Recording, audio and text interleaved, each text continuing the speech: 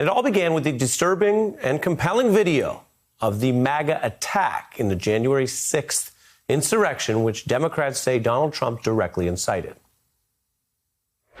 We will stop the steal. We are going to the Capitol, where our problems are.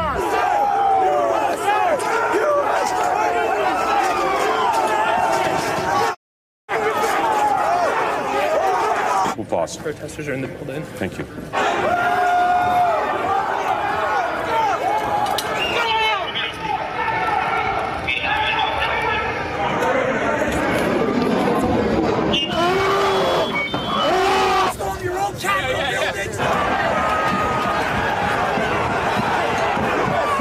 There's got to be something in here we can use against these scumbags.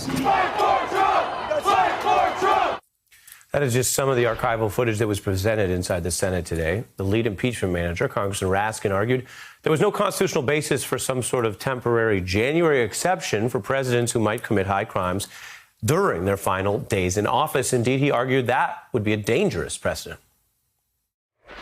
That's a high crime and misdemeanor. If that's not an impeachable offense, then there is no such thing, a January exception. And everyone can see immediately why this is so dangerous. It's an invitation to the president to take his best shot at anything he may want to do on his way out the door, including using violent means to lock that door.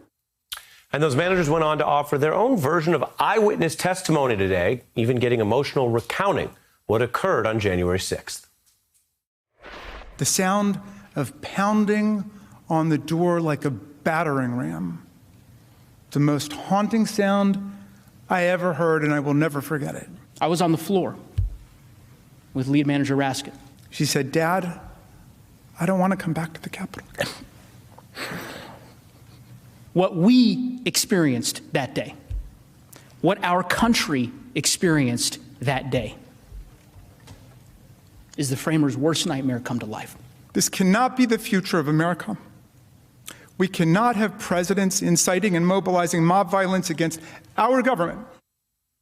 The future of America, and whether this would become further normalized, whether this will be sanctioned and deterred or allowed and thus tempted for future presidents or would-be autocrats, is the theme that the managers focused on today in day one of their presentation. Now, Donald Trump's defense lawyers, which, as you've heard, were panned even by some Republicans for their meandering approach, they made an argument that sometimes contradicted itself. They said in public that it's too early to put Trump on trial because there hasn't been enough investigation, and it's too late to put Trump on trial because he already left office. Anyone truly interested in real accountability for what happened at the Capitol on January 6th, would of course insist on waiting for a full investigation. Any civil officer who ever dares to want to serve his or her country must know that they will be subject to impeachment long after their service in office has ended. This is nothing less than the political weaponization of the impeachment process. The accused is not the president. The text of the United States Constitution, therefore, does not vest the Senate with the power to try him. You heard it right there. That was a claim that the Senate doesn't have the power to do this. That was the Trump lawyers' claim.